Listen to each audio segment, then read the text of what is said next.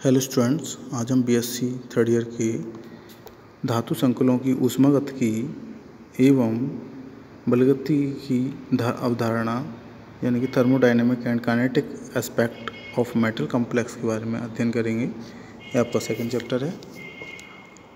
तो आइए video start करते हैं। देखिए, धातु संकुलों की ऊष्मागतिकी अवधारणा यानी thermodynamic aspect of metal complex कि संकुलों की अवधारणा स्थायित्व उनकी एंथैल्पी के परिणाम पर आधारित है। यदि किसी संकुल को एंथैल्पी ऋणात्मक है या किसी संकुल की जो एंथैल्पी है वो ऋणात्मक है व उसका मान अधिक है तो यह संकुल अधिक स्थायी होगा। ऋणात्मक एंथैल्पी संकुल निर्माण के समय ऊष्मा का उत्सर्जन दर्शाती है। देखिए, ऋणात्मक जो एंथैल्पी होती है वो एंथैल्पी संकुल निर्माण के समय ऊर्जा उत्सर्जन को दर्शाती है। किसी पदार्थ की उसके अवयवों से बनने में जितनी अधिक ऊष्मा उत्सर्जित होती है वह पदार्थ उतना ही अधिक ऊष्मागतिकीय स्थायित्व रखता है। ऊष्मागतिकी स्थायित्व मुख्य रूप से संकुलों की बंधन या बंध ऊर्जा संकुल निर्माण को दर्शाने वाले समीकरण के लिए स्थिरता नियतांक यानी कि स्टेबिलिटी कांस्टेंट तथा अपचयन विभव से संबंध रखता है।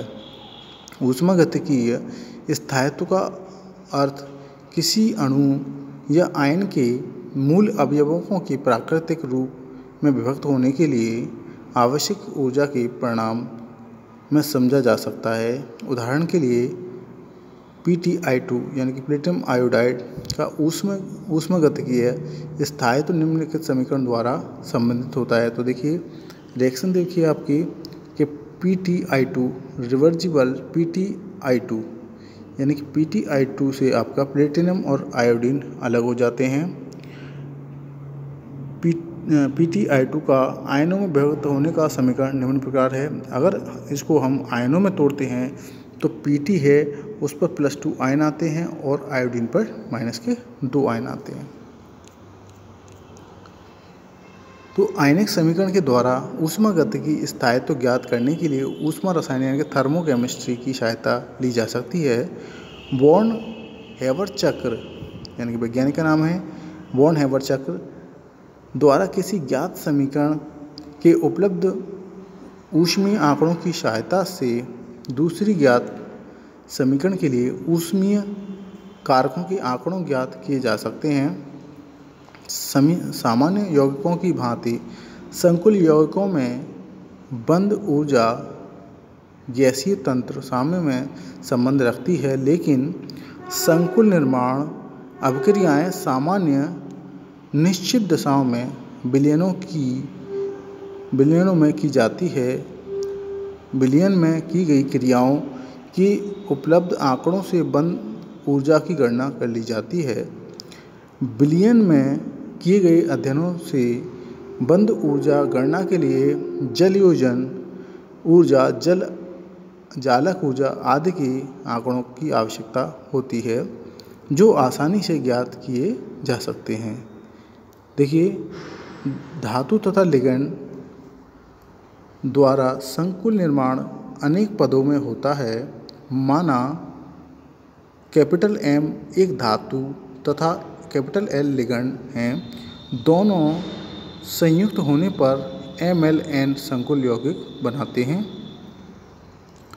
विभिन्न पदों में होने वाली क्रियाओं को समीकरण के द्वारा दर्शाते हैं, लिख सकते हैं कि Ml reversible Ml, Ml + L Ml2, Ml2 + L Ml3, Ml bracket में n-1 या n से 1 तो L, तो इसका MlN यानी कि लास्ट अंत में आता है। उपरोक्त समीकरणों के लिए स्थायित्व स्टेबिलिटी नियतांक निम्न प्रकार लिखे जा सकते हैं, जैसे कि K1, K2, K3 and Kn song दे रखा है तो first K1 ml upon m into L, तो इसका लिख सकते हैं हम आपके कि m plus l reversible ml। K2 के लिए ml2 upon ml into L, तो हम लिख सकते हैं ml plus l reversible ml2। K3 के लिए ml3 upon ml2 into L, तो इसके लिए लिख सकते हैं हम ml2 plus l reversible ml3। अब Kn के लिए ml n upon ml n minus 1 या इंटू एल, तो ml n प्लस एल, तो ml n ले सकते हैं। इसके बाद यहाँ K1 K2 K3 and song Kn पद यानी स्टेप वाइज संबंध नियतांक या स्थायित्व नियतांक कहलाते हैं। ओवरऑल संबंध नियतांक के लिए एक अन्य बीटा का प्रयोग किया जाता है। पूर्ण अवक्रिया निम्नलिखित या अग्रलिखित दर्शाई जाती है, जो आगे है, तो मैं आगे बताता हूँ आपको। देखिए ml m plus L ml reversible ml, next है m प्लस 2l ml2, इसके बाद है m l प्लस 3 ml3, इसके बाद m प्लस nl, तो रिवर्जिबल mln। उपयुक्त साम्यों के लिए स्थायित्व नियतांक निम्न प्रकार ज्ञात किए जा सकते हैं, जिसे हमने K1 K2 K3 and Kn तक लिखा था। सेम कंडीशन जहाँ beta 1 beta 2 beta 3 beta n के लिए मान सेम कंडीशन से वही लिखे जाएंगे कि बीटा 1 है तो आपके ml, और बीटा 2 है तो ml2, बीटा 3 है तो ml3, और बीटा n है तो mln। के तथा बीटा के उपयुक्त प्रदर्शन के इनके आपसी संबंध आसानी से ज्ञात हो जाते हैं। बीटा को ज्ञात करने के लिए या ज्ञात करने के भाग लेने वाले पदों के मानों का गुणनफल ज्ञात कर लेते हैं। उदाहरण के लिए बीटा 3 में K1, K2 तथा K3 के वाले मान तीन पद K1, K2 तथा K3 वाले तीन पद भाग लेते हैं। देखिए ml m plus 3l reversible ml3, तो बीटा के लिए beta 3 ml3 upon ml into ml3। इसी प्रकार पदी रूप में लिखते हैं तो आपके m plus l reversible ml, तो K1 is equal to ml upon m into l. Next ml plus l reversible ml2, तो K2 is equal to ml2 upon ml into l. ml2 plus l reversible ml3, तो K3 is equal to ml3 upon ml2 into l. Beta 3 is equal to K1 K2 3, यानी कि beta 3 है वो K1 K2 और K3 के बराबर है, तो इसकी वैल्यू रख देंगे। तो K1 की वैल्यू है आपके ml upon m into L into ml2 upon ml into L into ml3 upon ml2 into L. ये हमारे K1 K2 और K3 की वैल्यू है। इनका हम कैलकुलेशन करते हैं तो हमारा ml3 upon m into L निकल के आता है। तो हम इसको लिख सकते हैं कि ml3 upon m into L3।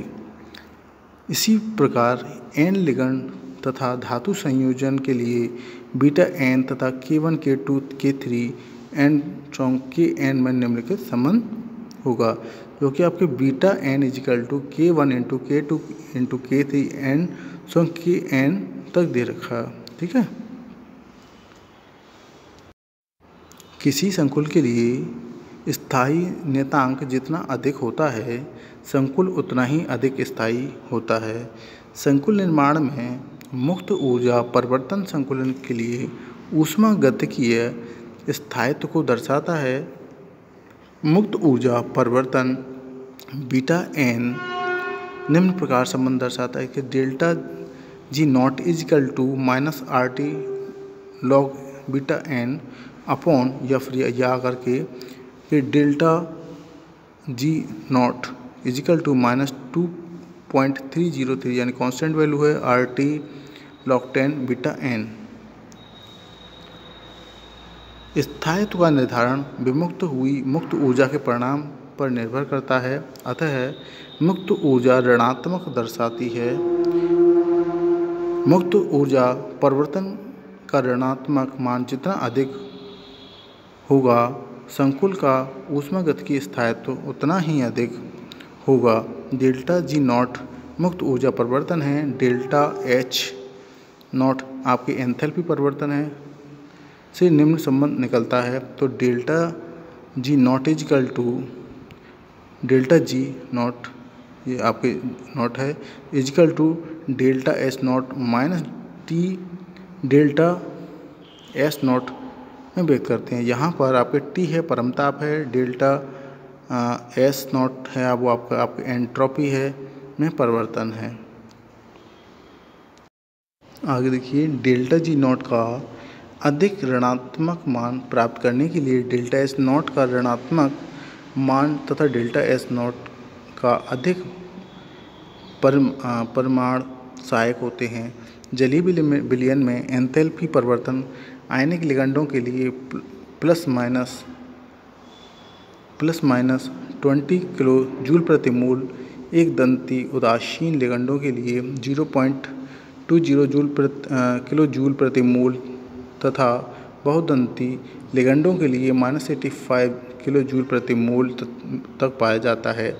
Entropy परिवर्तन सामान्य धनात्मक होता है, अर्थात क्रमिकता कम हो जाती है। एंट्रोपी परिवर्तन अधिकतम 260 जूल प्रति केल्विन मोल तक पाया जाता है। एंट्रोपी का परिणाम ऋणात्मक लिगैंड पर उपस्थित आवेश के परिमाण तथा दाता परमाणु की वृद्धि से अधिक होता है।